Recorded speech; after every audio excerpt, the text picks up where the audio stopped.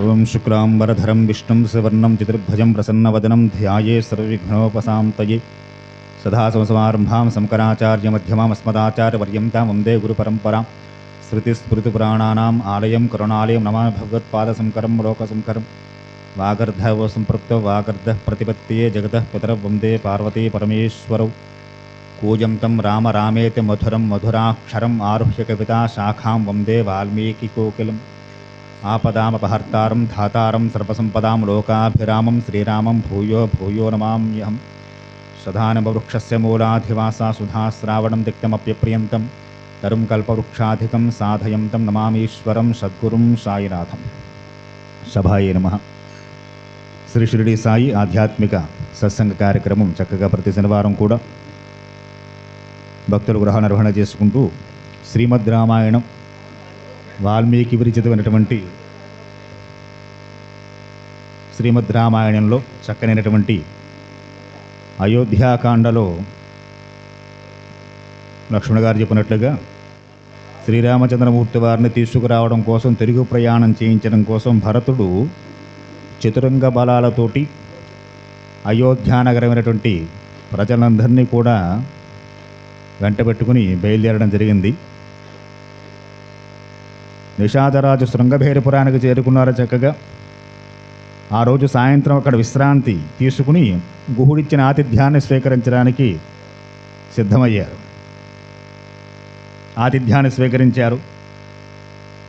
అటు తర్వాత ఆ గుహుడికి భరతుడికి మధ్య జరిగిన సంభాషణ చెబుతున్నారు. ఆ రోజు రాత్రి ఆ గుహుడితోటి భరతుడు ఏం మాట్లాడాడు అనే విషయాల్ని మన ముందుంచే ప్రయత్నం చేస్తున్నారు. ఏవ ముక్తస్తు భరతో నిషాధాధిపతిం గుహం ప్రత్యువాచ మహాప్రాజ్ఞో వాక్యం హేతత్వ సంహితం. గుహుడు చెబుతున్నట్ట భరతుడితోటి, నాయన చాలా సంతోషం, మీ అన్నగారిని తీసుకురావడం కోసం చతురంగ బలాలను వెంట పెట్టుకుని వచ్చావు, చాలా ఆనందదాయకంగా ఉంది నాకు అని చెప్పి అంటూ ఉంటే భరతుడు అంటున్నాడు, ఊర్జిత కలుతే కామ కృతో మమ గురో సఖేహే యోమే త్వామదీశ్రేణాం ఏకోభ్యర్చిత్తమిచ్చసి. శ్రీరామచంద్రమూర్తి వారికి ఎవరు ఆప్తులైన వారందరూ నాకు పూజనీయులయా. మా అన్నగారి యొక్క ప్రేమానురాగాల్ని పొందేవంటే నీవు సామాన్యుడు కాదు, నాకు పూజనీయుడివి. శ్రీరామచంద్రుడికి పరమ మిత్రుడవు, శ్రేయోభిలాషిగా నీవు ఆయన ప్రేమను చూరగొన్నావంటే నువ్వు సామాన్యుడు కాదయా. గత వారం మనం చెప్పుకున్నాం, రామచంద్రమూర్తి వారి అనుగ్రహం పొందాలని ప్రేమ పొందాలన్నా మామూలు విషయం కాదు. పైకి చేసే పూజలకి మనం చేసే భజనలకి పడేవాడు కాదు రాముడు. కాబట్టి నువ్వు లోకంలో ప్రశంస దగ్గర వాడివి, అంత గొప్పవాడివి నా దృష్టిలో. రాముడంటూ నువ్వంతా.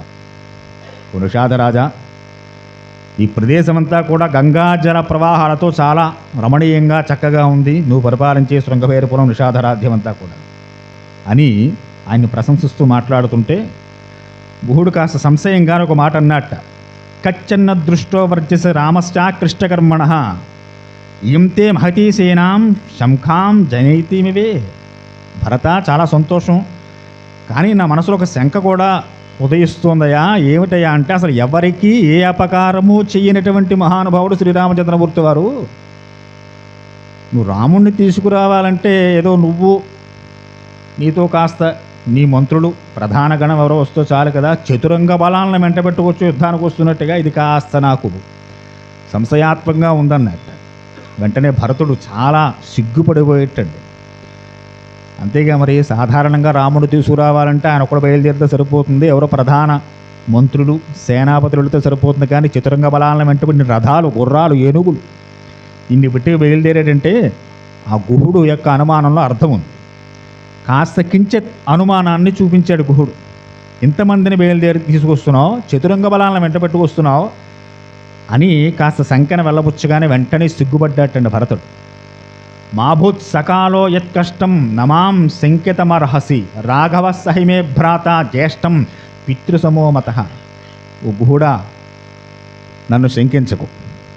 మా నాన్నగారు ఎంతో శ్రీరామచంద్రమూర్తి వారంత నాకు నా జ్యేష్ఠ సోదరుడు, ఆయన తండ్రితో సమానమైనటువంటి వాడు. ఇందులో ఏమాత్రం సందేహం లేదయా. ఈ కాకుస్థ వంశజ శ్రీరామచంద్రుడు వనవాసానికి వెళ్ళిపోయిన బాధతో ఆయన తిరిగి అయోధ్యానికి తీసుకురావడం కోసం నేను ప్రయాణం అవుతుంటే నా వెంట వీరంతా తమంత తాముగా బయలుదేరారయ్యా.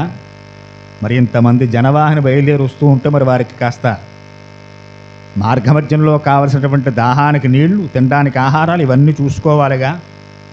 ఇదంతా ఏమైనా హైవే రోడ్లా సిమెంట్ రోడ్లా వెళ్ళడానికి కాదుగా. మరి అరణ్య ప్రాంతాన్నంతా ఆ జనావళికి ఏ క్లేశమో కలగకుండా వారు సునాయాసంగా చక్కగా ప్రయాణం సాగడం కోసం కావలసిన ఏర్పాట్లు చూడడం కోసం కావలసినటువంటి వ్యక్తులు, సైన్యం వీరంతా అవసరమేగా. కనుక ఇవన్నీ దృష్టిలో ఉంచుకుని మాత్రమే ఇంతమందితో కలిసి నేను ప్రయాణం చేయవలసి వచ్చింది అని గూఢికి చెప్పేట. ఈ విధంగా గూఢికి భరతుడికి సంభాషణ జరిగింది. చీకట్లు అలుముకుంటున్నాయి.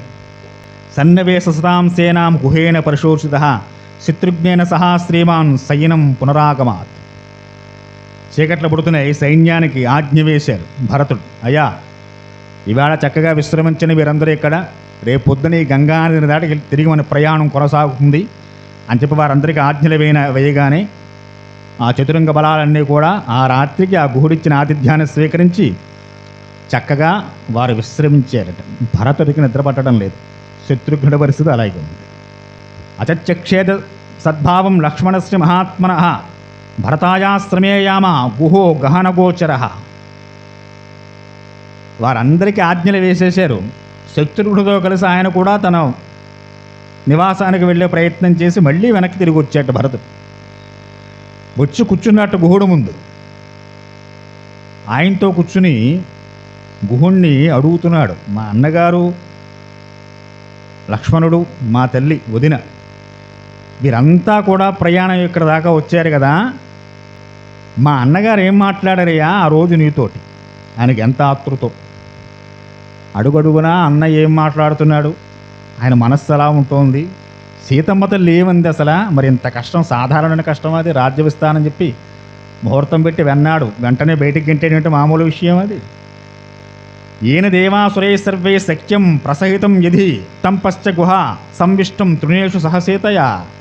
ఓ గుహుడా, దేవతలు అసురులు ఇద్దరూ కలిసి వచ్చినా కూడా రాముడు ముందు మా అన్నగారు ముందు నిలబడలేరు, అంత మహావీరుడు.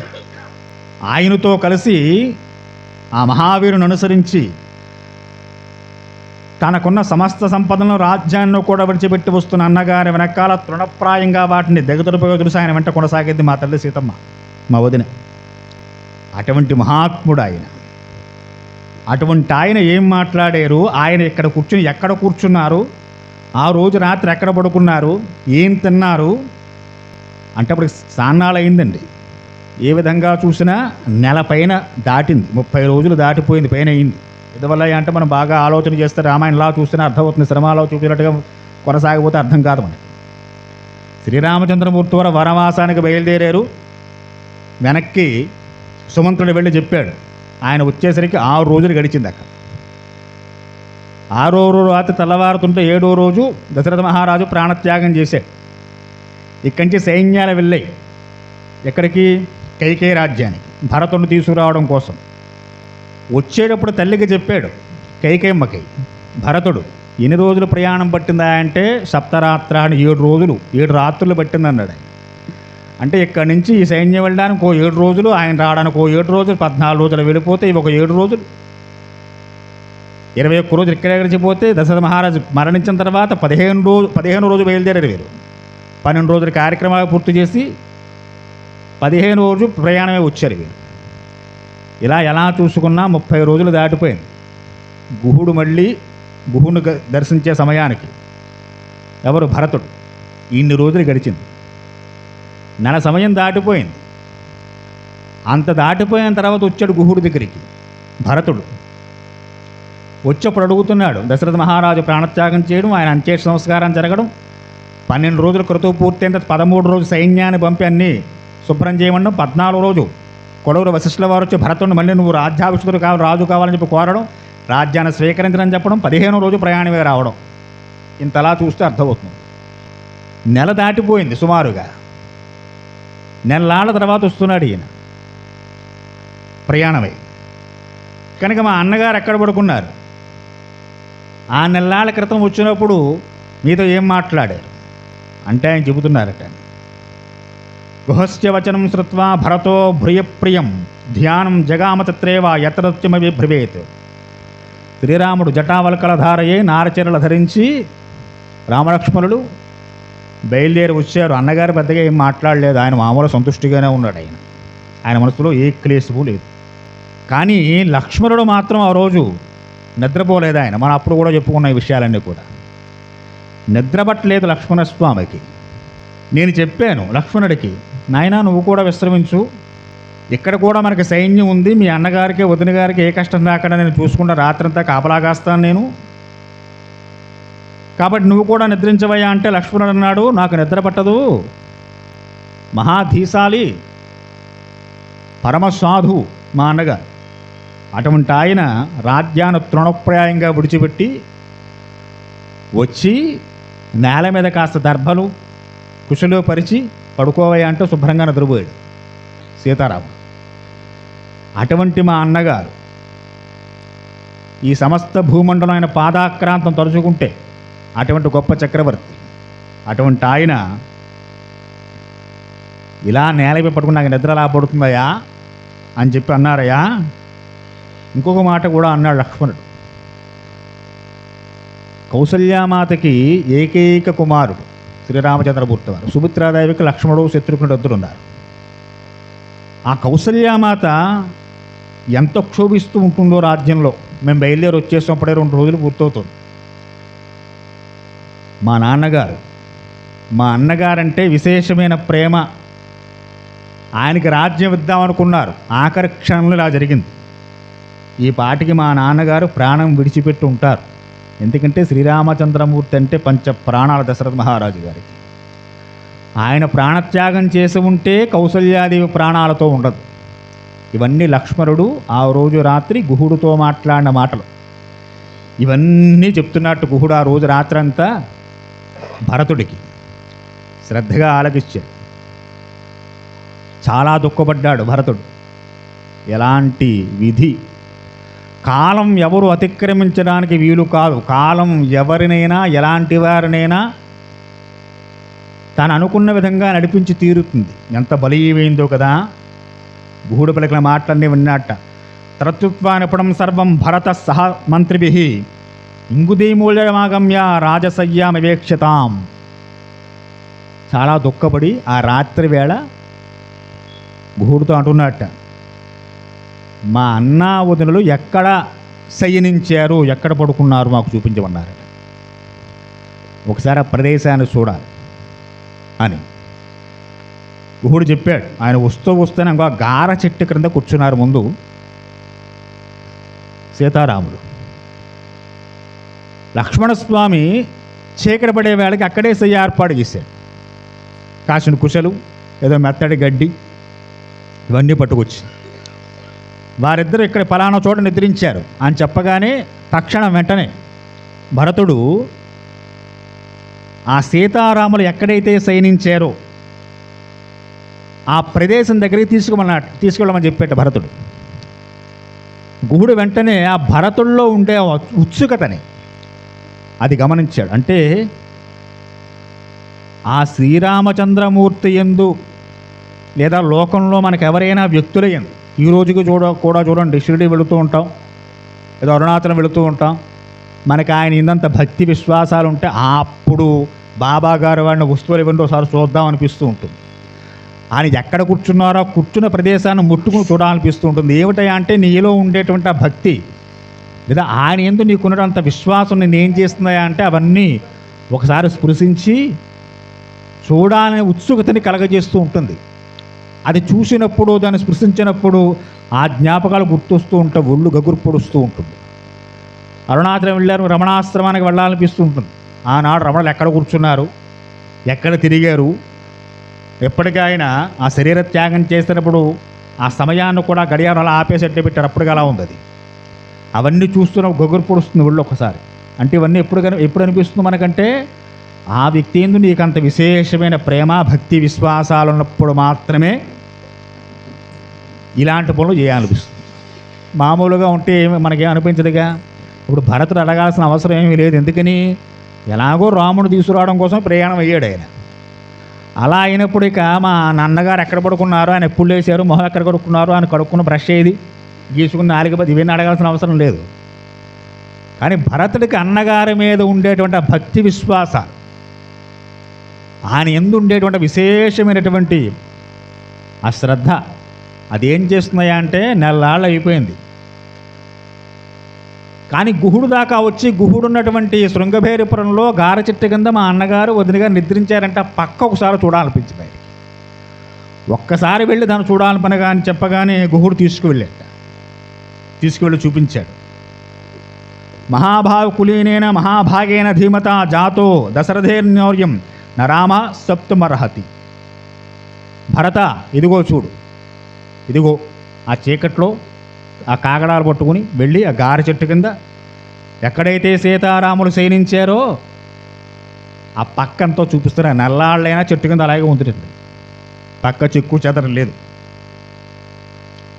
ఇదిగో ఇదే శ్రీరాముడు శయనించిన తల్పం. ఇక్కడే కూర్చున్నారు మీ అన్నగారు వదిన గారు వచ్చి. నేను ఆతిథ్యం ఇస్తానన్నాను, మీకు పెట్టినట్టే పంచభక్ష ప్రబన్నాలు గత వారం మనం చెప్పుకున్నాం, అన్నీ పట్టుకొచ్చాను, ఏది స్వీకరించలేదు ఆయన. మా నాన్నగారు వనవాసం చేయమన్నారు కాబట్టి మాకేం వద్దని చెప్పి తిరస్కరించారు శ్రీరామచంద్రమూర్తి గారు. ఆయన వనవాస దీక్షలో ఉన్నాడు. ఈ పంచభక్ష ప్రబన్నాలు తినకూడదు, కందమూలాలే స్వీకరించాలి, పళ్ళు పొలాలే తినాలి. నాన్నగారు ఎక్కడో అయోధ్యలో వద్దన్నారు కాబట్టి గుహుడు పెడతాను శుభ్రంగా మేసేసి హాయిగా తన ఉదరపోషణ చూసుకునేటువంటి రకం కాదు ఆయన. ధర్మానికి కొట్టుబడి శ్రీరామచంద్రమూర్తి గారు. కాబట్టి అయ్యా, నేను పంచభక్ష పరవన్నాలు పట్టుకొచ్చి పెట్టాను దగ్గర, స్వీకరించమని చెప్పి నా ప్రాణ స్నేహితుడు శ్రీరామచంద్రమూర్తి వారు ఏమీ స్వీకరించలేదు ఆయన. మా నాన్నగారు వనవాస దీక్ష స్వీకరించమన్నారు. వనవాసన పెడుతున్నాను కాబట్టి వనవాస దీక్ష చేసినటువంటి వీటిని తినకూడదు. ఎన్నేళ్ళు? ఒక రోజు, 2 రోజులు, 1 నెల, 2 నెల, 14 సంవత్సరాలు. కాబట్టి ఈ 14 ఏళ్ళు నేను త్యజిస్తున్నానయా అని చెప్పి మేము ఇచ్చిన ఆతిథ్యాన్ని ఆయన చాలా సున్నితంగా తిరస్కరించాడు అని చెప్పి పక్కన చూపించారట. చూశాడు, ఒక్కసారి కళ్ళంట నీళ్లు నిండాయి భరతుడికి. ఇయం సయ్యా మమ భ్రాతు ఇదం హి పరివర్తితం స్థండలే కఠినే సర్వం గాత్రే విమృతం తృణం. ఆ తృణములు, ఆ గడ్డి పరకలు ఏవైతే ఉన్నాయో, శ్రీరామచంద్రమూర్తి వారు పడుకున్నప్పుడు ఆయన అటు ఇటు దొలినప్పుడు ఆ స్వామివారి యొక్క భుజస్కంధాలు నొక్కుకొని ఉన్నటువంటి ఆనవాళ్ళు కనపడ్డాయట. పడుకుని లేస్తే పక్కనే కాస్త ఆనవాళ్ళు పడుతుందిగా, మన పరుపులు కాబట్టి పడవనుకోండి, బాగా పశువులు ఉన్నవారికి బాగా తెలుస్తుంది. ఆ గడ్డి మీద ఏ ఆవో గేదో పడుకుని లేస్తుంది అనుకోండి, అది పడుకున్నటువంటి ఆనవాళ్ళు కొద్దిగా పడుతుంది. దాని పెద్ద పొట్ట, తలకాయ పడితే తలకాయ, ఆ కాళ్ళు పడితే కాళ్ళు. మనం పడుకున్నా అంతే గడ్డి మీద. కాబట్టి సీతారాములు శయనించినప్పుడు తృణశయ్య, అది గడ్డి పరగలతో ఏర్పాటు చేసిన శయ్య. ఆ శయ్య మీద పడుకున్నప్పుడు శ్రీరామచంద్రమూర్తి ఒక పక్కకి తిరిగి పడుకున్నప్పుడు పడినటువంటి ఆ భుజముల యొక్క ఆనవాళ్ళు చూశాడు ఆయన. కళ్ళ నిండా నీళ్ళు నిండుకున్నాయి. మన్యే సాభరణాసుస్తే సీతాస్మిన్ శయనోత్తమే తత్ర తత్ర దృశ్యంతే సక్త కనకవిందర. రామచంద్రమూర్తి వారి ప్రక్కనే సీతమ్మ వారి శయనించింది. తత్ర తత్ర దృశ్యంతే, పరికించి చూస్తున్నట్టు ఆయన. శ్రీరామచంద్రమూర్తి వారు ఆపాదమస్తకం అంటే కాళ్ళ నుంచి శిరస్సు వరకు మనకంత విశేషమైనటువంటి ఆ భక్తిభావం ఉందనుకోండి, అన్ని ఆకారాలు కనిపిస్తాయి. ఆయన కాళ్ళు పెట్టుకున్న ఆకారం కనపడంత పడుకున్న నొక్కి పడిపోయినటువంటి ఆ గడ్డి పరకలు, భుజములు నొక్కి పడిపోయినటువంటి కనపడ్డాయట. ఆ పక్కనే ఇంకా పరికించి చూస్తూ ఉంటే సీతమ్మ వారు, ఆవిడ మామూలుగా అన్ని ఆభరణాలు వేసుకుని వచ్చింది. ఆవిడ వనవాస దీక్ష, ఈ నారచీరలు ఇవన్నీ రాముడికి లక్ష్మణుడికే తప్ప సీతమ్మ వారికి లేదది మనం చెప్పుకున్నాం. సీతమ్మ వారిని కూడా కైకమ్మ నారచీరలు కట్టుకోమని చెప్పింది. గురువుగారు గద్దించి ఆపారు. ఒక్కసారి గురువాక్యం వినపడగానే ఎంతటి వారిని ఆగవలసిందే. వశిష్ఠుల వారు చెప్పారు, వనవాస దీక్ష నీ కొడుక్కి తప్ప, నీ కొడుకులుగా ఉన్నటువంటి శ్రీరామలక్ష్మణుడు తప్ప సీతమ్మ వారికి లేదు. ఆవిడ వేరే ఇంటి నుంచి వచ్చింది. ఆవిడ సమస్తాభరణలతో వెళ్ళవలసిందే. దశరథుడు చెప్పాడు, వేరే ఇంటి నుంచి వచ్చిన ఆడబిడ్డ, ఆవిడకి ఇవేమీ ఉండవు, ఆవిడ సమస్తాభరణాలు వేసుకుని వెళ్ళవలసిందే. అని చెప్పి ఆయన చెప్పాడు కాబట్టి ఆమె అన్ని ఆభరణాలు చక్కటి పట్టు చీరలు కట్టుకుని వచ్చింది ఆవిడ. కాబట్టి ఆయన పరికించి వస్తుంది కనక బిందనహ. అమ్మవారు కట్టుకున్న పట్టు చీర పట్టుదారల గడ్డికే ఉంది, పట్టుకుంటాయిగా, ఆ దార పోగులు కనపడ్డాయట. అంటే ఆ చీకట్లో కాగడా పెట్టుకుని ఎంత శ్రద్ధగా చూస్తున్నాడో భరతుడు, ఇది గమనించాల్సింది. బంగారం బాగానే దొరికిందండి, రేటు ఎక్కువగా ఉంది, ఇప్పుడు చక్కగాను 1,00,000 దాటింది కాసు అని ఆలోచించకూడదు. అంటే ఆయన ఎంత శ్రద్ధతో చూస్తున్నాడు. ఉత్తరీమిహాసక్తం సవ్యక్తం సీతయా తదాహ్యేతే ప్రకాశంతే సక్త కౌసేయంతవ. ఆమె ధరించినటువంటి ఆభరణాలు, భుజకీర్తులు, కాలికుండే మంజీరాలు, ఈ కంకణాలు, వీటిలో ఉండే చిన్న చిన్న ఆ బంగారు పూసల వంటివి ఎక్కడో గడ్డి పరకలు కంటుకుని అక్కడక్కడ పడి కనపడ్డాయి. అవి కూడా చూసేరండి చీకట్లో. మన్యే భర్తు సకాసయ్య ఏనే బాల తపస్విని సుకుమారి సితే దుఃఖం నివినవాజితి మైథిలి. ఒక్కసారి దుఃఖం పెళ్ళి పోయింది. ఎలాంటి తల్లి సీతమ్మ, ఇలాంటి గడ్డి పరకలమే పడుకోవలసిన గతి పట్టింది ఆవిడకు కూడా. అబ్బా, ఈ కాలం ఎంత బలీయమైంది అని చెప్పి బోరును దుఃఖించేటండి. అంత చీకట్లో కాగడాబట్టి అమ్మవారి యొక్క ఆ పట్టు చీరలకుంటే దారాలు పట్టుకుంటాయిగా, మనం పట్టుకుని లేచగానే గమ్మున గడ్డి పరకలకు పట్టుకుని ఉంటాయి, కొన్ని దారాలు విడిపోతుంటాయి. ఆమె వేసుకున్నటువంటి ఆభరణాలకు ఉండేటువంటి చిన్న చిన్న ఏదో బంగారు పెసల మువ్వల్లాంటివి పడిపోయి అక్కడ, అవన్నీ కూడా పరికించి చూస్తున్నాడు ఆయన. అనుకున్నట్ట శ్రీరాముడు ఒక అసాధారణ పురుషుడు, సామాన్య పురుషుడు కాదు ఆయన. అటువంటి మహాత్ముడు, చక్రవర్తుల వంశంలో జన్మించినటువంటి వాడు, సమస్త జనులకి అభిమాన ప్రియుడు నా అన్నగారు. అటువంటి ఆయనకి ఆ తల్లి సీతమ్మకి ఎలాంటి దుస్థితి కలిగింది ఇక్కడ అని చెప్పి ఆ పక్కనంతా ఒకసారి తన చేతిలో స్పృశించి దుఃఖిస్తూ, ఇలాంటి సయ్యమే పడుకోవాల్సిన గతి పట్టిందే మా అన్నగారికి అని చెప్పి చాలా దుఃఖించేట.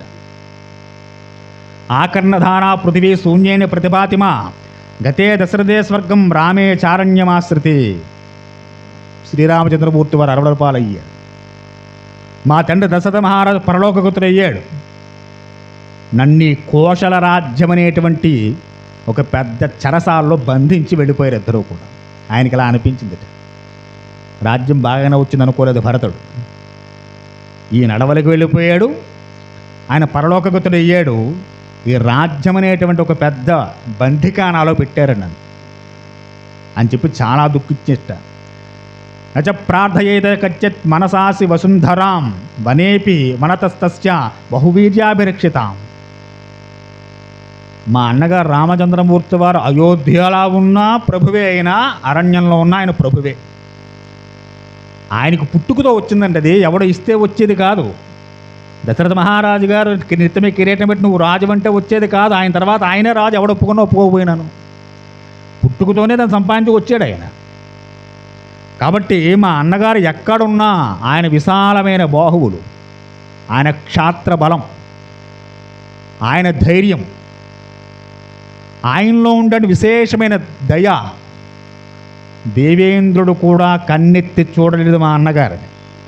అటువంటి మా అన్నగారు ఆయన అయోధ్యలా ఉన్న ప్రభువే, అరణ్యంలో ఉన్న ప్రభువే. ఆయన ఎక్కడున్నా ఆయన అలాగే ఉంటాడు అని చెప్పి చాలా దుఃఖించాడు.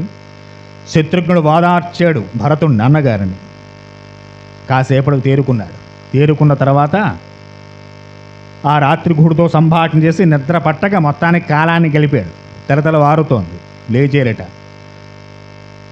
విశ్వరాత్రింతు తత్రేక గంగా కులేసరా గవ భరత కాళ్యముత్తాయ శత్రుఘ్నబ్రవీత్. ఆ గంగా తీరంలో రాత్రి నిద్రించి గడిపిన తర్వాత ఉషకాలంలో లేచారు. స్నాన సంధ్యానుష్ఠాన నివర్తన చేసుకున్నారు.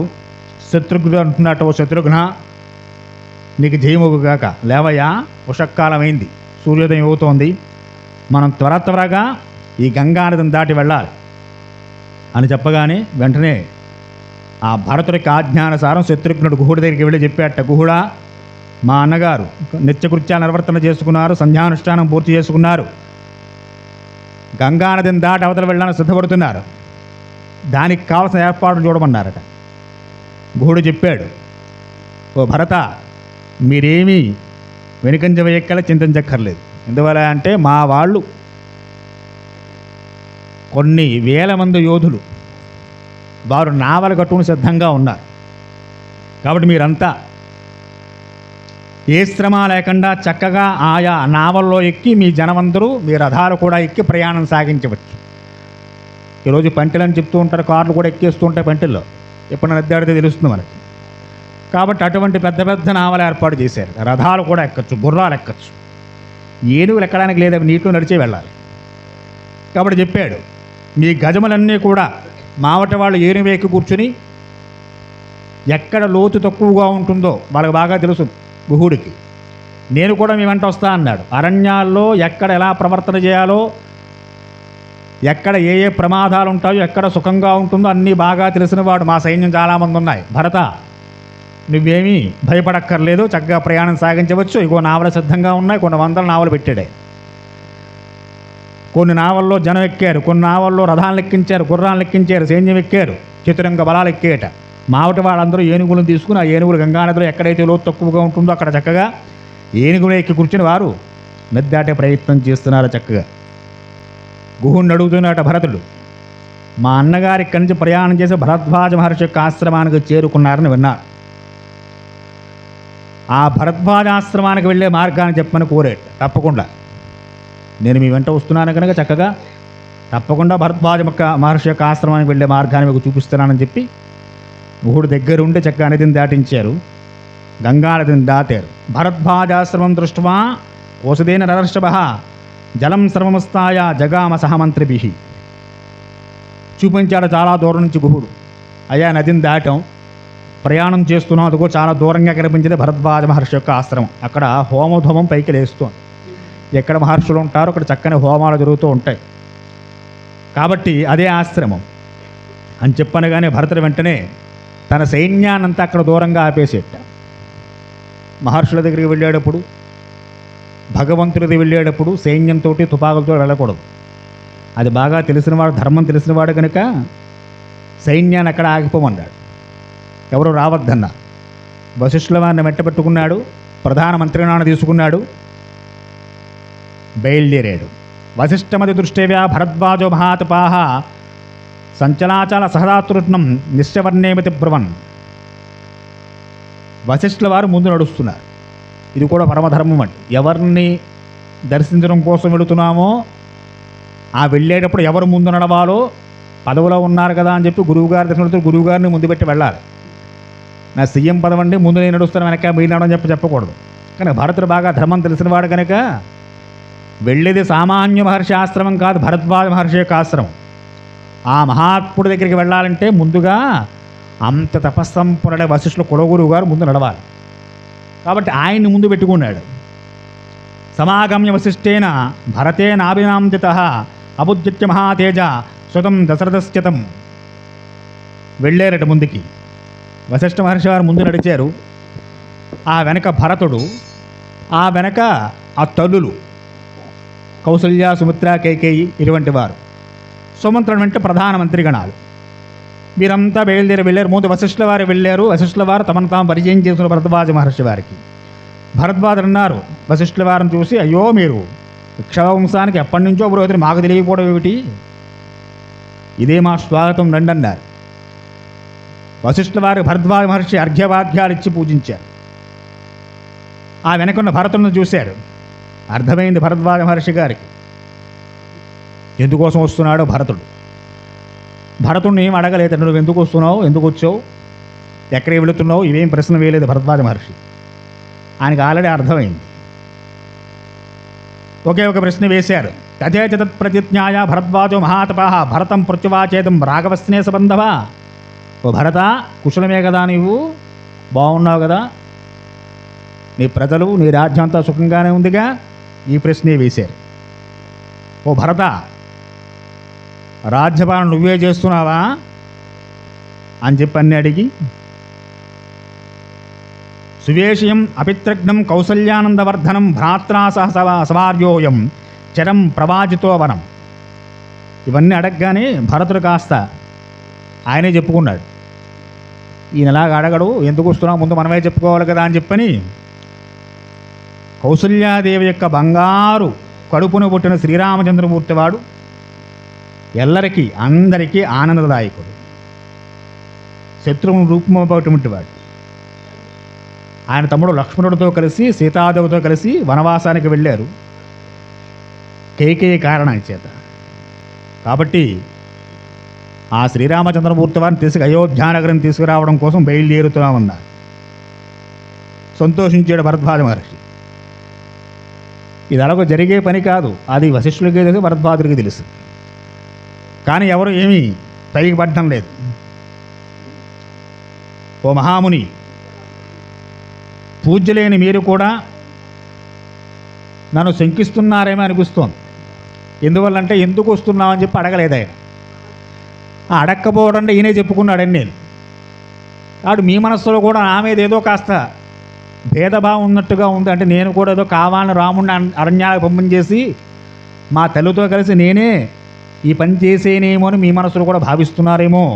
మహర్షి, మీరు కూడా శంకించవద్దున్నాను. అడుగడుగున అందరూ శంకిస్తున్నారు భరతుని పాపం. కాబట్టి మీరు కూడా శంకిస్తే ఇంక నేను జీవించడం వ్యర్థం. ఒక విషయం బాగా తెలిసిన తర్వాత కూడా వారు బయటపట్టలేదు అనుకోండి, మన్నేం అడగట్లేదు, ఏదో పని చేసాం, తప్పు పని చేసాం, అవతలగా అర్థమైంది, అయినా మాట్లాడటం లేదు. వారికి అర్థమైన సంగతి మనకే తెలుస్తోంది, అయినా వారు ఎందుకని చెప్పి అడగటం లేదు. ఎంత బాధ ఉంటుంది మనస్సుకి. భరతుడు ఆ బాధపడుతున్నాడు. భరద్వాజుడికి తెలుసు. ఇంతకుముందు రామచంద్రమూర్తి వారు భరద్వాజాశ్రమం నుంచే వెళ్ళారు, ఆయన దర్శనం చేసుకునే వెళ్ళారు. మా అన్నగారు ఇలాగే వచ్చారు, ఈయన దర్శనం చేసుకునే వెళ్ళారు. రాముడు చెప్పే ఉంటాడు, అయితే లక్ష్మణుడు చెప్పుంటాడు, భరద్వాజుడు అడిగే ఉంటాడు. ఇవన్నీ జరిగి మాకు కూడా అర్థమవుతోంది. కానీ మహర్షి ఇప్పుడు ఏ కారణం చేత వస్తున్నావు, ఎందుకు ఎలా వెళుతున్నావు ఈయన అడగలేదు. ఈ బాధ భరతుడికి అది. ఆయనే చెప్పుకున్నాడు, మహాముని, మీరు కూడా నన్ను శంకించినట్లయితే మీ మనస్సులో కూడా ఈ కైకేయపుత్రుడు భరతుడు అన్యాయంగా రాజ్యాన్ని ఆక్రమించుకుని ఇప్పుడు శత్రుశేషం లేకుండా చేసుకోవడం కోసం అరణ్యాలను ఉన్న అన్నగారిని సంహరించడం కోసం వెళుతున్నాడని చెప్పి మీ మనసులో కూడా భావన ఉందేమో. స్వామి, అదే మీ ఆలోచన అయితే భరతుడు బ్రతికి వ్యర్థం, ఇక వీడు చచ్చిపోవలసిందే ఇక అని చెప్పి చాలా సిగ్గుతో పరితప్తన చెందాడు ఆయన. చెప్పుకుంటున్నాడని, త్వం మామేవ గతం మత్వా ప్రసాదం కర్తుమర్హసి సంసమే భగవాన్ రామక్వ సంప్రదం మహీపతి. ఓ మహర్షి, నేను వచ్చిన ఉద్దేశం ఏమిటయా అంటే మా అన్నగారిని ఒప్పించి అవసరమైతే తండ్రి గారి మాట మేరకు 14 సంవత్సరాల వనవాసం నేను చేసి మా అన్నగారిని అయోధ్య నగరానికి రాజు చేయడం కోసం వస్తున్న ఇదే నా ఉద్దేశం, పరమ ఉద్దేశం. ఇంతకన్నా ఇందులో ఇంక వేరే ఉద్దేశాలు ఏమీ లేవు నాకు. మా అన్నగారి పట్ల ఎటువంటి ద్వేషం అంతకన్నా లేదు. అందుకోసమే పైగా గురువుగారిని వెంటబట్టుకు వస్తున్నాను నేను. ఇది కూడా మీరు ఆలోచించాలి. ఇలాంటి వెధప్పని చేయడం కోసం వస్తే గురువుగారు వెంట రారుగా ఆయన వశిష్ఠుల వారు. మా గురువుగారు కూడా ఉన్నారు. కాబట్టి నా మాట మీద ఏమైనా మీకు సంశయం ఉంటే మా గురువుగారిని అడగండి. వశిష్ఠుల మాట శిరోధార్యం ఎవరికైనా. కాబట్టి ఆయన అడిగి తెలుసుకోవచ్చు. మీరు నామే ఇంకా సంశయం ఏమైనా ఉంటే పైకి మామూలుగా డాబుగా మాట్లాడుతారు భరతుడు అని చెప్పి నా మీద ఏమైనా సంశయం ఉంటే, ఇలాంటి అకృత్యం చేయడం కోసం బయలుదేరి నేను వస్తూ ఉంటే నా వెనక మా గురువుగారు రారు కదా, మా గురువుగారిని అడగంటే నా మాటల్లో ఏవైనా అబద్ధం నేను మాట్లాడుంటే అని చెప్పి ప్రార్థించేటండి కాళ్ళ వేళాబడి. ఆయన్ని కూడా అడగండి అయ్యా అని చెప్పి అడగానే అప్పుడు భరద్వాజ మహర్షి చెప్తున్నారట, తయ్యేతత్ పురుషభ్యాగ్రా యుక్తం రాఘవంసజే గురువృత్తిమచ్చైవ సాధూనాం చ మయాయిత. ఓ నరోత్తమ, నువ్వు పెట్టుకున్న లక్ష్యం ఉంది చూసావా, చాలా గొప్పది. దాని మీద మనస్సును చాలా దృఢంగా లగ్నం చేసి ఉంచు, చెదిరిపోనవకుదాన్ని అని చెప్పి నీ ఆలోచన, నువ్వు చేసే విశేషమైన ప్రయత్నం చాలా ప్రశంసనీయమయ్యా. లోకంలో ఎవరైనా దీన్ని ఆమోదిస్తారు, సంతోషిస్తారు కూడా అని చెప్పి అన్నీ చెప్పిన తర్వాత, మీ సైన్యానంతటిని కూడా తీసుకురా, ఈవేళ మా ఆశ్రమంలో మీకు ఆతిథ్యాన్ని ఇస్తానన్నారు. వెంటనే భరతుడున్నాడు, మహాప్రభో, మా గురువుగారికి అర్ఘ్యపాద్యాలు ఇచ్చారు, నన్ను ఆదరించారు, చాలు, ఇదే మీరు మా అందరికి ఇచ్చే గొప్ప ఆతిథ్యం అది ఆశ్రమం. అది ఆశ్రమంలో చతురంగ బలాలకి అంతమంది సైన్యానికి ఎక్కడ ఆతిథ్యం ఇవ్వగలరు భరద్వాజ మహర్షి గారు? కనుక అటువంటి పెద్దవారిని ఆయన తీసుకురమ్మనగానే సైన్యాన్ని ఇప్పుడు ఆయన నెత్తిన పెట్టి వీరందరికీ ఆతిథ్యం ఇవ్వడం ఎంతవరకు సమంజసం కనుక ఇవన్నీ భరతుడి మనసులో ఉండే ఆలోచన. కాబట్టి ప్రభు మహర్షి మా గురువుగారిని ఆదరించారు, నన్ను ఆదరించారు చాలు, ఇదే మీరు మా సైన్యాన్ని అంతటికి ఇచ్చే గొప్ప ఆతిథ్యంగా భావిస్తున్నాం, మీరు అన్యదా భావించవద్దు మహర్షి, మేము తృప్తి పొందామన్న. వినలేదు భరద్వాజ మహర్షి. ఆయన అన్నాడు, భరత నీవేమాత్రం శంకించవద్దు, నువ్వు తప్పకుండా మీ చతురంగ బలాలని, మీ సైన్యాన్ని, మీ ప్రజల్ని వెంట పెట్టుకు రావయా, నేను ఇంత నీకు ఆతిథ్యం అన్నా. రెండోసారి చాలా గట్టిగా భరద్వాజ మహర్షి చెప్పగానే నీకేం మాట్లాడలేట ఆయన. అనీయతామితసేనా తద్యాప్తం పరమర్షణ తతసత్యే భరత సేనాయా సమపాపకం. ఇక ఆజ్ఞలు వేసిన సైన్యానికి, అందరూ రెండయ్యా, భరద్వాజ మహర్షి గారు ఈరోజు మనకి ఆతిథ్యాన్ని ఇస్తా అన్నారు. మార్గ మధ్యలో మజిలీలు చేసుకుంటూ వెళుతున్నారు వీరు. రామచంద్రమూర్తి వారు ఏ విధంగా అయితే ఎక్కడెక్కడ ఆగుతూ వెళ్ళారో అదే ప్రదేశాల్లో భరతుడు సైన్యంతో సహా కూడి ఆగుతూ అక్కడ ఆతిథ్యాలు స్వీకరిస్తూ వెళుతున్నారు. సరే, సైన్యానంతా రమ్మన్నారు. ఇక భరద్వాజ మహర్షి గారు అగ్నిశాలాం ప్రవిశ్యాధ పీత్వాప పరిముజ్యచ ఆతిథ్యస క్రియాహేతో విశ్వకర్మాణ మహ్పయాత్. ఆ నిత్యం అగ్నిహోత్రం చేసి అగ్నిశాలలోకి వెళ్ళారట. అగ్ని ప్రజ్వలింపజేసి దేవతా నిర్మాణకర్త ఆహ్వానం చేశారట. విశ్వకర్మను పిలిచారట. విశ్వకర్మ ఎవరయ్యా అంటే దేవతల్లో గొప్ప కాంట్రాక్టర్ అన్నమాట. ఆయన చక్కటి బిల్డింగ్లు నిర్మాణం చేసి ఇస్తూ ఉంటాడు. ఆయన ఆహ్వానం చేశారు. వచ్చాడు విశ్వకర్మ గారు. ఆహ్వయే లోకపాలాస్తాం దేవానాం సక్రముఖస్తదా ఆతిథ్యం కర్తుమిచ్చామి తత్రమే సంవిధాయిత. వెంటనే దిక్పాలకులను ఆహ్వానం చేశారు. వారు కూడా వచ్చి నుంచున్నారు. పిలవగానే వచ్చేవారు దేవతలు ఆ రోజుల్లో. ఎప్పుడైతే భరద్వాజ మహర్షి సంకల్పం చేసి అగ్నిహోత్ర ప్రజ్వలనం చేసి విశ్వకర్మను ఆహ్వానం చేశారో, దిక్పాలకులను ఆహ్వానం చేశారో, వారంతా వచ్చి చేతులు కట్టు నుంచుంటారు భరద్వాజ మహర్షి ముందు. అయ్యా చెప్పండి, ఏం చేయమంటారు మమ్మల్ని? భరతుడు, ఆయన వంటి విశేషమైన సైన్యం వచ్చారు, వారందరికీ ఆతిథ్యం ఇవ్వాలి. భూలోకాతిథ్యం కాదు, దేవలోకాతిథ్యాన్ని ఇవ్వాలయా అన్నారు. తక్షణం క్షణాల్లో భరద్వాజ మహర్షి ఆశ్రమం చుట్టూ విశేషమైన ప్రాంగణంలో ఎవరి స్థాయికి తగ్గట్టుగా వారి స్థాయికి విశేషమైన భవన నిర్మాణాలు జరిగిపోయాయి. అయోధ్యానగరంలో దశరథ మహారాజు ఉండేటువంటి ఆస్థానాన్ని తలదన్నేటువంటి ఆస్థానాలను నెలకొల్పాడు. అన్యాసంవతమేరేయం సురమాన్యా సువిష్టితాం అపరోచ్ఛాదకం శీతం ఇక్షుకాండామపోహుషం. చక్కచక్కని భవనాలు, అందులో జలాశయాలు, వారు తాగడానికి తినడానికి విశేషమైన మధుర పదార్థాలు, వాయిద్యాలు వాయించేటువంటి వారు, నృత్యాలు చేసేటువంటి వారు, కొన్ని జాతులకు దేవజాతికి చెందిన పక్షిగణాలు, వీరందరినీ అన్ని భవనాల్లో పెట్టేటండి. కళ్ళు చెదిరిపోయే సైన్యానికి. అయోధ్యానగరంలో కూడా లేవురా బాబు ఇలాంటి బిల్డింగులు, ఉరువిడి తస్తదయ్యా. ప్రతి బిల్డింగులోనూ వాడు అయోధ్యానగరంలో ఎవరింట్లో వాళ్ళ ఆనందం వాడిది. మన ఇంట్లో టీవీ ఆనందం, మనకి ప్రధానమంత్రి గారి ఆనందాలు వేరుగా ఉంటాయి, సీఎం గారి ఆనందాలు వేరుగా ఉంటాయి. ఇక్కడ అలా లేదు. భరతుడికి ఎలాంటి ఆనందాలు ఉన్నాయో ఆయన స్థాయికి తగినట్టుగా సైన్యానికి పరిచారక గణానికి కూడా వారికి కూడా బిల్డింగులు, వారికి కూడా చక్కగా జలాశయాలు, వారుండే బిల్డింగ్స్లో కూడా నృత్యాలు, గీతాలు, వాయిద్యాలు, సంగీతాలు. దశదయ్య ఇంకా ఎవరూ అక్కడి నుంచి కదలకుండా చేసేసాడు ఆయన. అలాంటి చిత్ర విచిత్రమైన భవంతులు, వాటిలో తాగడానికి తిగడానికి ఉత్తమమైనటువంటి భక్ష్యభోజ్యాలు, చక్కటి సన్నాయి వాయిద్యాలు, సంగీత కళాకారులు, కాళ్ళు పట్టేవారు, చేతులు పట్టేవారు. అబ్బో, దేవేంద్రలోకం వంటి ఇదేనేమనిపించేంతగా అందరికీ అన్ని సౌకర్యాలు ఉండే విధంగా గొప్ప గొప్ప భవంతులు నిర్మాణం చేసి పెట్టేహెట్. ఆశ్చర్యపోయారు జనమందరూ కూడా.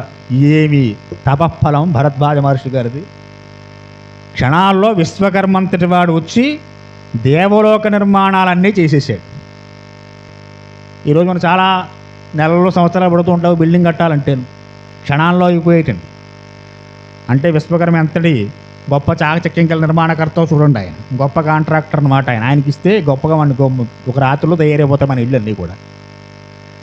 అటువంటి వీణానాదాలు, మధుర గీతాలు, వారందరూ కూడా తాగినన్ని తాగి తిన్నన్న తిని చక్కగా సంగీతాలు విని ఆ వాయిద్యాలు వింటూ అందరూ ఒకే రకంగా సుఖాన్ని అనుభవించేస్తున్నారట. వారిలో చాలామంది అనుకున్నారట, మనం ఎక్కడ ఉండిపోతే బాగుంటుంది, ఇంకేం ఎందుకు వచ్చిన గొడవ, అరణ్యంలో పడి ఇంకేం తిరుగుతాం, రాముడి సంగతి తర్వాత చూద్దాంలే, అయోధ్య కూడా వెళ్ళద్దిక మనం. కొంతమంది పరిస్థితి అంటే శరీర సుఖం ఎంత సుఖంగా ఉంది, వినడానికి ఇంపుగా హాయిగా చక్కటి ఈసీలు వేసి మంచి మంచి పరుపులు వేసి పరిచారికా గణాన్ని ఇచ్చి కాళ్ళు నొక్కేవాడు, పీక నొక్కేవాడు, ఎంతమంది జనాన్ని ఇచ్చి పెడితే ఎవడు కుదురుదో చెప్పండి. సమయానికి అన్నీ అందొచ్చేస్తున్నాయి, కాళ్ళ దగ్గరికి మంచాల దగ్గరికి వచ్చేస్తున్నాయి. ఇప్పుడు మనకి ఎలా ఉన్నాయో, స్విచ్ నొక్కితే వచ్చి ఎదురుకుండా భోజనం పెట్టేస్తుంది. వారు జనం వచ్చి పెడుతున్నారు, ఇంకొంచెం వేసుకోండి ఇంకా తినని చెప్పి పెడుతున్నారు. వారు అందరూ అనుకున్నారట, ఓరి బ్రహ్మదేవుడికి కూడా లేదురా బాబు ఈ సుఖం, ఇంత సుఖాన్ని ఇచ్చాడు మనకి ఈయన. కాబట్టి ప్రతి భవనం కూడా సూర్యకాంతి తేజంతో వెలుగొందిపోయే భవనాలు నిర్మాణం చేసేసేట.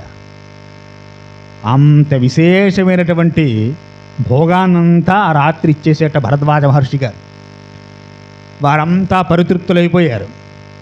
ఇంతకుముందు గుహుడిచ్చాడు ఆతిథ్యం, ఆ గుహుడిత్య ఆతిథ్యానికి 1000 రెట్లు ఎక్కువ భరద్వాజ మహర్షి గారు ఇచ్చినటువంటి ఆతిథ్యం. అంత గొప్ప ఆతిథ్యాన్ని ఇచ్చారు. దేవతాశ్రులు వచ్చి గంధర్వగానం చేశారట. ఆ గానానికి ముగ్ధుడు కాని వాడెవడు కనుక గంధర్వ గానానికి. నారదుడు, తుంబురుడు వంటి వారు వచ్చి భరతుడి ఆస్థానంలో చక్కటి గానాలు వినిపించారట. దేవతా స్త్రీలు వచ్చి నృత్యాలు చేశారట. ఊర్వశి ఇటువంటి వారందరూ కూడా అవన్నీ చూస్తూ ఆ రాత్రి హాయిగా గడిపేశారు. తలతల వారుతోంది. ఆ రాత్రంతా శుభ్రంగా తిన్నారు, తాగారు, సమస్త భోగాలు ఆ రాత్రి అనుభవించేశారు. దేవేంద్రలోకంలో కూడా లేని సుఖాన్ని ఇక్కడ పొందేసాం అనుకున్నారు. ఇదే శాశ్వతం అనుకున్నారు. మనలాగే ఈ శరీరంతో పొందే సుఖమే సుఖం, దీంట్లో ఉండే హాయే హాయి, ఇంతకన్నా గొప్పగా ఏముందనుకున్నారు. ఆ సుఖాలను అనుభవించేవారు. తెలతెలవారుతుండగా మళ్ళీ భరద్వాజ మహర్షి అగ్నిహోత్రశాలలోకి వెళ్ళారు. పిలిచారు విశ్వకర్మని, మొత్తం అనే పట్టుకోమన్నాడు. తెల్లారేసరికి మొత్తం బిల్డింగులు, ఆ వచ్చినటువంటి గంధర్వులు, ఆ సుఖాలు మొత్తం అన్నీ మాయమైపోయి. అంటే క్షణభోగం అన్నమాట. ఆ క్షణానికి వచ్చింది, ఆ రాత్రి ఉంది, మొన్నడు వెళ్ళిపోయింది. మళ్ళీ వీళ్ళు మాయలో పడ్డారు. ఓహో, రాత్రి ఎంత అనుభవించాం, ఎంత భోగాన్ని పొందాం, ఎంత సుఖాన్ని పొందాం, ఎన్ని మధుర పదార్థాలు తిన్నాం, ఎన్ని పానీయాలు తాగాం, ఎంతమంది నాట్యాన్ని నృత్యాన్ని చూసాం, ఎంతమంది గొప్ప సంగీతాన్ని విన్నాం. అవన్నీ రాత్రి రాత్రి రాత్రి వెళ్ళిపోయినట్టు అవి కూడా వెళ్ళిపోయి. రాత్రి ఉంటుందా, పగలుంటుందా, ఏదే ఉండదు. ఎవరి గురించి ఏది ఆగదు కాలం. కాబట్టి వచ్చినట్టే వెళ్ళిపోయాయి. మొన్నాడు పొద్దున్నే లేచారు. చూడండి, శ్రీరామచంద్రమూర్తి వారు కూడా భరద్వాజ ఆశ్రమానికి వచ్చారు. అప్పుడు భరద్వాజుడి జిమ్మి క్లీన్ చేయలేదు. సీతారాములు లక్ష్మణుడితో సహా వచ్చినప్పుడు సాధారణ ఆతిథ్యాన్ని ఇచ్చాడు ఆయన. ఆ కుండ కందమూలాలే పెట్టాడు. ఆ రోజు రాత్రి భరద్వాజ మహర్షి గారు ఎక్కడున్నారు, ఆ ఆశ్రమంలోనే పడుకున్నారు సీతారాములు లక్ష్మణుడు కూడాను. మొన్న లేచి వెళ్ళిపోతుంటే కూడా అనుసరించారు భరద్వాజ మహర్షి. అడిగారు ఆయన్ని, మేము ఎక్కడ ఉండాలి, ఎక్కడ మాకు సుఖంగా ఉంటుంది అంటే భరద్వాజుడు చెప్పాడు, చిత్రకూటం దగ్గరికి వెళ్ళండియా, అక్కడ బాగుంటుంది మీకు అని చెప్పాను. కనుక ఇవన్నీ శ్రీరామచంద్రమూర్తి వారు వచ్చినప్పుడు ఇటువంటి భోగాలేవి భరద్వాజుడు ఇవ్వలేదు. అంటే పరీక్షించాడు సైన్యాన్ని, భరతుడిని, అందరినీ కూడా భరద్వాజుడు. వీడి సుఖాలు పొంది ఇక్కడే ఉండిపోదాం అనుకుంటారా, లేక రామదర్శనం కోసం వెళదాం అనుకుంటారా, మనకి తగులుతుంటే సత్సంగానే కూర్చో ఉంటే ఎవడో సినిమాకి వెళ్తాను రారా అంటాడు, బయట నాలంటాడు. ఊరి కొత్త సినిమా రిలీజ్ అయిన ఉస్తాద్ భగత్ సింగ్ వీడి తస్తదయ్యా, సత్సంగా వస్తే మళ్ళీ వారం వెళ్ళొచ్చు, ఈ వారం సినిమా చూస్తా అనిపిస్తుంది ఈ సుఖాలు. కనుక ఏమైంది, ఈ సుఖానికి లోబడి అందులో కొంతమంది అనుకున్నారుగా ఇదే బాగుంది, శుభ్రంగా అయోధ్యకి వెళ్ళకుండా ఇక్కడే ఉంటే బాగుందని చాలామంది అనుకున్నారుగా. భగవద్ దర్శనం కోసం, ఒక సత్కార్యక్రమం కోసం ప్రయత్నం చేస్తున్నప్పుడు ఎలాంటి భోగములు వచ్చి మన్ని ఏ విధంగా చెడగొడుతుంటాయో అవన్నీ చూపించారు భరద్వాజుడు. తెల్లవారుగానే మాయమయ్యి. రాముడికి ఇవేమీ ఇవ్వలేదు ఆయన. రామచంద్రవర్తుడు మామూలుగానే పలకరించాడు. చిత్రకూటం దగ్గరికి వెళితే మీకు ఆశ్రమ నిర్మాణం చేసిన బాగుంటుంది, అన్నీ మంచి మంచి విషయాలు చెప్పాడు ఆయన. సరే, ఆ భరద్వాజ మహర్షి గారికి పరిచయం చేసేట తల్లుల్ని భరతుడు. ఈమె కౌసల్యాదేవి రామచంద్రమూర్తి గారి యొక్క తల్లి, ఈమె సుమిత్రాదేవి లక్ష్మణ శత్రుఘ్నుల యొక్క తల్లి. ఇక ఈవిడ చూశారు, మంచి అహంకార పూర్తిరాలు. అందరికన్నా నేను గొప్పదనుకునే తల్లి ఈవిడ, మా తల్లి కైకమ్మ. ఈరోజు దశరథ మహారాజు స్వర్గస్థులవ్వడానికి రామచంద్రమూర్తి వనవాస పాలన కారణం ఈవిడే. ఇంకా బ్రతికి నా వెనకాల వస్తోంది అనగానే భరద్వాజ మహర్షి కాస్త కళ్ళెర్ర చేసి, తగ్గు, ఆగవయా, అసలు ఇప్పుడు మాట్లాడవలసింది ఆవిడ గురించే. ఎందుకని? కౌసల్య సుమిత్రుల కన్నా గొప్ప ఆవిడ కైకమ్మ. ఆవిడ అలా అన ఉండకపోతే నా వంటి ఎంతోమంది మహర్షులకి రామదర్శనం అయ్యేది కాదు. ఆవిడ అలా చెయ్యబట్టే నాలాంటి వాళ్ళు కొన్ని వేల మంది ఎదురు చూస్తున్నారు రామదర్శనం కోసం. అరణ్యంలో దండకారణ్యానికి అతను చాలామందిని కలుసుకుంటాడు శ్రీరామచంద్రమూర్తి గారు. ఒక గొప్ప దైవ కార్యం కోసం వచ్చినవాడు అయ్యా మీ అన్నగారు. చక్కగా ఇంట్లో కూర్చొని భార్యాబిడ్డలతో కూర్చొని పిల్లలకని వాళ్ళ క్యారేజీలు పెట్టి స్కూళ్ళ దగ్గర దింపి ఉద్యోగం చేసుకుంటూ కూర్చోవడం కోసం వచ్చినవాడు కాదు ఆయన. కాబట్టి కౌసల్య సుమిత్రుల కన్నా గొప్ప పని చేసింది మీ తల్లి, ఆమెను దూషించకు. భరద్వాజుడు చెబుతున్నాడు ఈ మాటలు. ఆమె పరమ పూజ్యురాలు, నీకు తల్లి, ఆవిడే మనకయ్యా. ఈ ముగ్గురు తలల్లో గొప్ప పని చేసిన ఆవిడే. ఆవిడే మనకు. ఇంతవరకు ఎవరు ఈ మాట చెప్పలేదండి, అందరూ కైకమ్మను తిట్టుకున్నవారే. భరద్వాజుడు చెబుతున్నాడు. కాబట్టి నమస్కరించు తల్లికి. ఇంత గొప్ప కార్యం మా వంటి వారందరికీ రామదర్శనం అయ్యే విధంగా అరణ్యాల్లో రాక్షసంహారం లేకుండా చేయడం కోసం శ్రీరామచంద్రమూర్తి వారు అరణ్యాల్లో కాలినడక ప్రయాణం చేస్తూ ఇంకా ఎంతో లోక కళ్యాణకారణ కార్యక్రమాలు చేయవలసి ఉందయా. అందుకోసం ఇది జరిగింది. ఇది నీకు అర్థం కాదులే దైవకార్యం. మీ గురువు గారికి తెలిసే విషయాలన్నీ కూడా ఆయన కూడా సామాన్యుల్లాగా ఏమీ తెలియని వాళ్ళకి నీ వెనకాల నడుచుకుంటూ వస్తున్నాడని చెప్పి గురువుగారిని మామూలు వాడు అనుకునేవు. కొన్ని విషయాలు గురువుగారు నోరు పోసునే కూర్చోవాలి. మనం అనుకుంటాం అన్నీ తెలుసును కూడా మాట్లాడలేదు వీడు దుర్మార్గుడు మా గురువు గారు, ఈయన కాకుండా ఇంకో గురువు గారిని పట్టుకుందాం అనుకుంటాం. అన్నీ తెలిసినా ఏమీ తెలియనట్టుగా వెనకాల అనుసరిస్తూ వస్తున్న వశిష్ఠుల వారు ఆయనకి అన్నీ తెలుసు. మీ గురువు గారికి కూడా తెలుసు ఈ దైవ కార్యమయ్యా, నీకు అర్థం కాదు. కాబట్టి కైకమ్మను దూషించకో, ఆవిడెప్పుడూ నీ చేత నమస్కరింపదగినదే అని చెప్పి కైకమ్మ గురించి 4 మంచి విషయాలు చెప్పారు. చెప్పి సరే మహర్షి మన్నించండి అని చెప్పని మా ప్రయాణం ఎలా సాగాలి, మా అన్నగారు ఎక్కడున్నారు అంటే అప్పుడు ఆయన చెప్పారు. ఆ రోజు మనం చెప్పుకున్న ప్రయాగ నుంచి చిత్రకూటం ప్రయాణం చేయాలి వారు. ఇక్కడికి దగ్గరలో చిత్రకూటం అని ఉంది.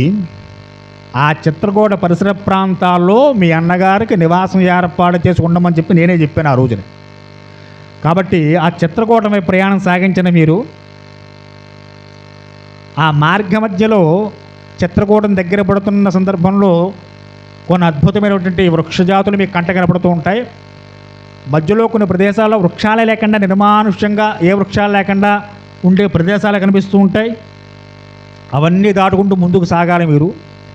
అలా ప్రయాణం చేసి చిత్రకూటం దగ్గరికి చేరుకుంటే చిత్రకూట పరిసర ప్రాంతాల్లో అడ్రస్ ఏం లేదని ఆధార్ కార్డు అవి రామచంద్రమూర్తి చిత్రకూట పర్వతం అంటే చిన్నదేం కాదు. ఆ ప్రాంతం అంతా కూడా ఆ పర్వత ప్రాంతంలో ఎక్కడైనా రాముడు ఉండొచ్చు. చిత్రకూటంలో ఉండమని మాత్రమే చెప్పారు భరద్వాజ మహర్షి గారు. ద్వారపూడిలో ఉండమని చెప్పాడు. ఉంటాడు ఎక్కడో ఇంద్రమ్మ కాలంలో బంగారమ్మ కాలంలోనూ ఎక్కడో మనకేం తెలుస్తుంది, వెతుక్కోవాలి వెళ్ళి. చిత్రకూటమైనా మనలాంటి ద్వారపూడంత పర్వతమా, ఇంకా గొప్ప పర్వతం అది, చాలా దూరం వ్యాపించి ఉంది. అటువంటి పర్వత పరిసర ప్రాంతాల్లో రామచంద్రమూర్తి వారు ఎక్కడైనా ఆశ్రమ నిర్మాణం చేసుకుని ఉండవచ్చు. చిత్రకూటం ఎంతోమంది మహర్షులకు ఆశ్రమ స్థానమై ఉంది. ఎంతోమంది సిద్ధులు పొందారు అక్కడ. ఆ పర్వతమే తపస్సు చేసి దేవతలు కూడా వచ్చి నివాసం చేస్తారనే ప్రతీతి ఆ పర్వతం మీద. అంత గొప్ప పర్వతం కనుకే మీ అన్నగారు నివాసం ఉండడానికి వనవాసం చేయడానికి వీలుగా అక్కడ ఉండమని చెప్పి నేనే సూచించానయ్యా. కాబట్టి మీ ప్రయాణం చిత్రకూటం దాకా సాగించండి ఆ పరిసర ప్రాంతంలో గాలించండి. సైన్యం అప్రమత్తంగా ఉందిగా, ఒక్కడే రాలేదు కాబట్టి చాలామంది సైన్యం వచ్చారు కాబట్టి నలుగురు నాలుగు దిక్కులు వెతికితే ఎక్కడో చోట రామచంద్రుడు దర్శనం అవుతుంది మీకు అని చెప్పారు.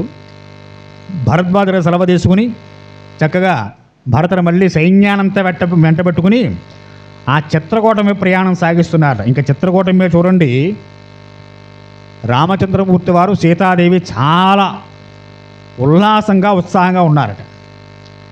ఎందువల్ల అంటే చిత్రకూట ప్రాంతాలన్నీ సీతమ్మ వారికి చాలా ఇష్టమైన ప్రాంతం అది. అక్కడ విశేషమైన లతలు, చక్కటి జలపాతాలు, రమణీయమైన వాతావరణం, చక్కటి పర్వత శ్రేణి, ఇవన్నీ అమ్మవారికి చాలా ఆహ్లాదం. ఎక్కడైతే వికసించిన పుష్పాలు ఉంటాయో, చక్కటి సరస్సులు ఉంటాయో అమ్మవారికి ఆ ప్రదేశాలు బాగా ప్రీతి, చాలా ఆనందం చేస్తుంది ఆవిడకి.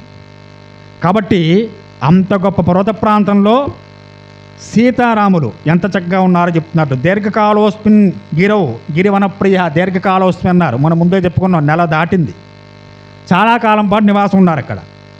వైదాహ్య ప్రేమాకాక్షాన్ స్వంతం చిత్తం విలోభయం.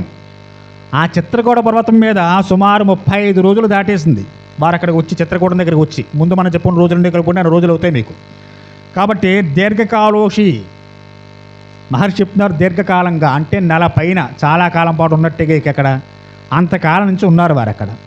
ఆ పర్వత ప్రాంతాలు, ఆ నదీ జలాలు, ఆ లతలో తీగలు సీతమ్మ వారిని చాలా ఆహ్లాదపరుస్తూ ఉన్నాయి. అథా దాశరథ చిత్రం చిత్రకూట మదర్శనం భార్యామవకార సంకాస సచేమవ పురంధర.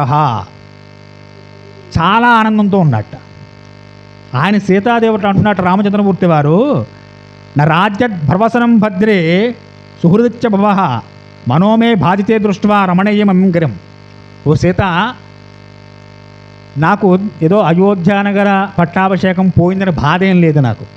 ఎందుకో తెలుసా, చక్కగా ఈ చిత్రకూట పర్వతం మీద నువ్వు పక్కన ఉండగా, రక్షడుగా నా తమ్ముడు లక్ష్మణుడు ఉండగా, ఈ రమణీయమైన ప్రదేశంలో హాయిగా ఎక్కడే కందమూలాలు తింటూ ఇక్కడే సుఖంగా ఉండిపోవడం అనిపిస్తుంది నాకు. అయోధ్యానగరం వెళ్ళాలని కూడా అనిపించట్లేదు నాకు సీత. అంత రమణీయమైన ప్రదేశం ఇది. ఓ సుందరి, ఈ చిత్రకూట పర్వతం దేవతలకు నిలయం. దేవతలు వస్తూ ఉంటారు ఈ గిరి పర్వతం మీదకి, వారి దర్శనం చేసుకోవచ్చు. ఎంతమందికి కలుగుతుందా భాగ్యం. కాబట్టి నాకు అయోధ్యానగరం కన్నా చాలా ఆనందం ఇచ్చే చిత్రకూట పర్వతమే అని చెబుతున్నట్టు ఆయన. కేచిద్ర సంకాస కేచిత్ క్షతసన్నిభాహ సీతా మాం జిష్ణవర్ణాచ కేచిన్ మణివరప్రభాహ. ఓ సీత, నాకు ఈ పర్వత ప్రాంతం ఎంత ఆనందాన్ని ఇస్తోందయా అంటే అయోధ్యను మరిపించింది. అయోధ్య నగరంలో ఉంటే రాజ్యభారం, ప్రజలను చూసుకోవాలి. నిజంగా మా నాన్నగారు నాకు పట్టాభిషేకం చేసేటట్లయితే ఎన్ని కష్టాలు పడుతున్నావు నేను అక్కడ. ఎందువల్ల రాజ్యపాలన అంటే మామూలా? ప్రతివాడు ఏమనుకుంటే ఆ కుర్చీ నాకు వస్తే బాగుండు అనుకుంటూ ఉంటాడు కదా. ఆ పదవి నాకు వచ్చేస్తే బాగుండండి. చాలా కష్టం అండి పదవిని అలంకారం చేయడం అంటే. ఎవడైతే పట్టాభిషిక్తుడయ్యాడో ఆ పట్టాభిషిక్తుడైనటువంటి రాజ్యంలో ఎంతమంది ప్రజలున్నారో, వారు ఏ ఏ పనులు చేస్తున్నారో ఆ పనుల్లో 25% ప్రభువుకి వెళ్ళిపోతూ ఉంటుంది. మహర్షులు యజ్ఞయాగాది క్రతువులు చేశారు, అందులో 25% ప్రభువుకి వెళుతుంది. 1,00,000 గాయత్రి చేసావు, 1000 గాయత్రి ప్రభువుకి వెళ్ళిపోతుంది. ఇది ఎలాగో ఆ ప్రజలు చేసిన పాపంలో కూడా 25% పాపం ప్రభువుకి వెళుతుంది. ఇప్పుడు ఎవడు కోరుకుంటాడు చెప్పండి? ఎవరో మన్నాటి మూర్ఖుడు కావాలి, కుర్చీ కావాలని కుర్చీ కావాలని చెప్పి వేళ మన్నాటి వాడే తప్ప మామూలు రాముడు వంటి వాడు కోరుకూడదు. ఆయన చెబుతున్నాడు, నాకు ఆ రాజ్య పాలన, ఆ భారం మా నాన్నగారు నిజంగా నాకు పట్టాభిషేకం చేసేస్తుంటే సీత అందులో ఇరుక్కుని ఉండేవాడిని నేను. ఎందుకని? ప్రజలను ధర్మవర్తులుగా తీర్చిదిద్దే బాధ్యత ప్రభువుదే. ఇప్పుడు మన పాలకులు పెడుతూ ఉంటారు నియమాలు, చూసారా? ఇవి ఒకసారి ఉంటే ఒకసారి పోతాయి. అందుకే రామరాజ్యం అన్నారు. అందరూ ధర్మాత్ములే, ఈ సమయానికి లేవాలి, ఎవరు చేసే పనులు వారు చేయాలి, తపస్సులు చేయాలి, దేవాలయ నిర్మాణాలు, వాటి పోషణలు, యజ్ఞయాగాది క్రతువులు జరగాలి. ఈ సమయాలు జరగాలంటే ఆ సమయం జరిగి తీరవలసిందే. జరగట్లేదంటే చూసే బాధ్యత కూడా ప్రభువుదే. మళ్ళీ దూతలు పంపించాలి, అవి జరిగేలా చెయ్యాలి. ఏ మారుమూల ఎక్కడ ఏ అకృత్యం జరుగుతున్నా ఆ పాపంలో భాగం ప్రభువుకు వచ్చేస్తుంది. అవి జరగకుండా అయోధ్యానగరం కాకుండా ఈ పరిసర ప్రాంతాలన్నీ కూడా పరివేషణ చూడాలంటే ఎంత సమర్థుడైతే చూడగలరు చెప్పండి? దశరథ మహారాజు పరిపాలన ఏ విధంగా ఉందో ప్రారంభంలో చెప్పుకున్నాం మనం. కనుక ఇంత బాధ్యత ప్రభువు మీద పరిపాలించేవాడి మీద ఉంటుంది. ఇదో రాజ్యపాలన అంటే హాయిగా సుఖాలు భోగాలు గుర్రాలేసు రథాలేసు తిరగడం కారులో తిరగడం కాదు. ఇది ఇంత పాపభూయిష్టమైన పదవి. పుణ్యం ఎలా వస్తుందో పాపం కూడా అలా వస్తుంది. రాజు చెయ్యక్కర్లేదు పాపాన్ని. ప్రజలు చేసిన పాపంలో 25% ప్రభువు గెలుతుంది, పుణ్యంలో 25% ప్రభువు గెలుతుంది. అలా ఎంతమంది ప్రజల యొక్క పాప పుణ్యాలు పోగేసుకుంటాడో చూడండి ప్రభువు పరిపాలించేవాడు. వాడు పనిగట్టుగా పాపం చేయక్కర్లేదు. ఇప్పుడు చేస్తున్నారనుకోండి, దాంతోపాటు ఇది కూడా జరుగుతుంది. అంటే ఇంకెలాంటి నరకాన్ని అనుభవిస్తాడో చెప్పుకోక్కర్లేదు ఇక మనం. కాబట్టి సీత, నాకు ఆ రాజ్యపాలన కన్నా చక్కనైనటువంటి ఈ మందాకిని నదీ తీరంలో, ఈ చిత్రకూట పర్వత ప్రాంతంలో హాయిగా ఈ లతలు తీగలు ఉద్యానవనాలు ఋషులు వారు చేసే యజ్ఞాగాది కర్తవులు వారి తపస్సులు దేవతల రాక వారి పోక వారిని కళ్ళారా చూడడం సీత, అబ్బా ఇంతకన్నా గొప్పదైనటువంటి అదృష్టం లోకంలో ఎవరికైనా దక్కుతుందా సీత చెప్పు? నాకు దక్కింది ఇది. మా తల్లి కైకమ్మ వల్ల దక్కింది నాకు. ఆవిడ పరమ పూజ్యురాలు నాకు. ఈయన కూడా చెప్తున్నాడు ఆ మాట. నిజంగా కైకమ్మ ఆ మాటను ఉండకపోతే సీత ఇక్కడ దాకానే వచ్చేవాడిని కాదు. కాబట్టి ఇది నాకు చాలా ఆనందదాయకం. జానకి వనవాసాలు చేయడం చాలా సుఖంగా ఉంది. నా తండ్రి ఆజ్ఞానుసారం, అది కూడా మా నాన్నగారి యొక్క ఆజ్ఞ 14 సంవత్సరాల వనవాసం చేయమని చెప్పాను. కాబట్టి తండ్రి మాట పుచ్చుకుని చక్కగా నేను వనవాసానికి వచ్చి హాయిగా నీతో కలిసి లక్ష్మణుడితో కలిసి చిత్రకూటంలో ఉండడం చాలా ఆనందదాయకంగా ఉంది సీత. కాబట్టి నాకు ఇదే సుఖంగా ఉంది. శిలా శైలిస్సు శోభంతే విశాల సుశోభిత బహుళా భళుర్వర్ణై నీలపేత సితారుణై. ఈ పర్వతం 4 దిక్కుల కూడా విశాలమైన 100 కొలది శిలలు నిర్మాణం చేయబడి ఉన్నాయి. నీలము పసుపు తెలుపు ఎరుపు మొదలైన రంగులతో అవన్నీ బహు విధాలుగా వర్ణాలు కలిగి ఉన్నాయి. ఈ పర్వతం మీద అద్భుతమైనటువంటి సహజ కాంతులతో ప్రకాశించే 1000 కొలది ఔషధులు ఉన్నాయి. అంటే ఔషధాలతో కూడుకున్న మొక్కలు. రాత్రుల యందు కూడా ప్రకాశించే వృక్షజాతులు కొన్ని ఉన్నాయి. రాత్రుల్లో మనకు లైట్లు వేసుకుంటే ఎలా వెలుగుతూ ఉంటాయో కొన్ని వృక్షాలు అలా ప్రకాశిస్తుంటాయి రాత్రిపూట. అటువంటి అగ్నిజ్వాలలతో కొన్ని వృక్షములు ఉన్నాయి, ప్రకాశించే వృక్షాలు ఉంచే ఓ సుందరి. ఈ గిరియందు కొన్ని తావుల్లో గల గుహలు సకల సౌకర్యాలతో గృహాలతో నిర్మించబడి ఉన్నాయి.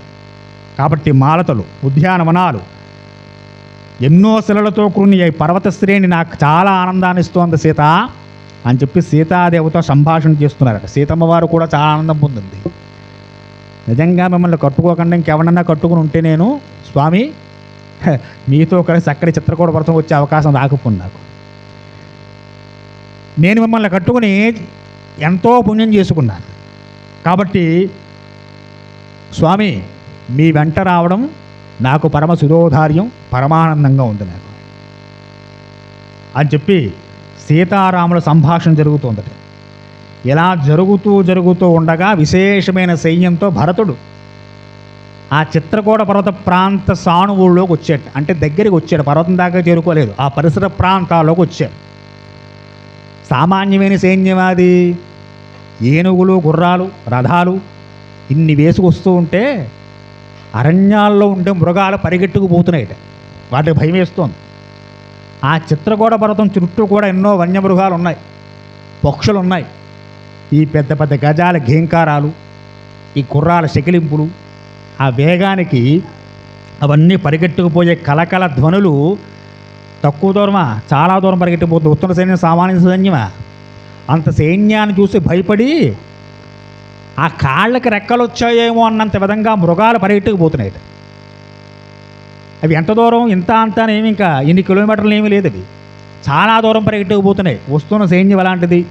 1000 కొలది గుర్రాలు ఏనుగులు వస్తున్నాయి, రథాలు వస్తున్నాయి. అవన్నీ వస్తూ ఉంటే వీళ్ళకి భయం వేసి పరిగెట్టుకుపోతున్నాయి. అవన్నీ ఈ చిత్రకూటం మీద మూల కూర్చున్నటువంటి సీత లక్ష్మణ రామచంద్రమూర్తి వారి కంటపడ్డాయట. ఏదో వస్తోంది ఉపద్రవం, అది శుభమో అశుభమో తెలియదు. ఆశ్చర్యతలో చూస్తున్నట్ట సీత లక్ష్మణ రామచంద్రమూర్తి వారందరూ కూడా. అటువంటి వారి దగ్గరికి భరతుడు ఏ విధంగా చేరుకున్నారు, ఆ భరతుడు శ్రీరామచంద్రుడితో సంభాషణ ఏ విధంగా జరిగిందో చక్కగా వచ్చే వారు తెలుసుకునే ప్రయత్నం చేద్దాం. స్వస్తి స్వస్తి ప్రియాభ్యాం పరిపాలయంతాం న్యాయేన మార్గేణ మహీమహేచాం. గోబ్రాహ్మణేభ్య శుభమస్తు నిత్యం. లోకా సమస్తా సుఖినో భవంతు. స్వస్తి.